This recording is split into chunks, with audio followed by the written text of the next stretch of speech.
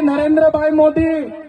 આપણા કુળદેવી માતાના દર્શને જવાના છે દેવમોગરા એ મહારાષ્ટ્ર, મધ્યપ્રદેશ, ગુજરાત અને રાજસ્થાનના લાખો લોકોનું આસ્થાનું કેન્દ્ર છે અને દેવમોગરા જઈને રાજનીતિ જ્યારે કરવા માંગે છે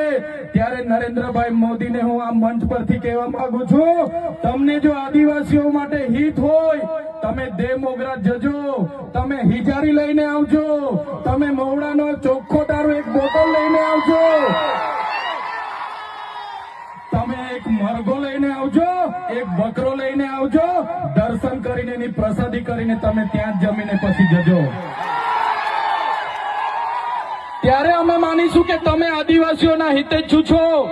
તમે આદિવાસીઓ માટે આજ દિવસ સુધી તમે 24 વર્ષથી રાજનીતિમાં છો, આગળ મુખ્યમંત્રી હતા, હમણાં વડાપ્રધાન છો. આદિવાસીઓ આજે શિક્ષક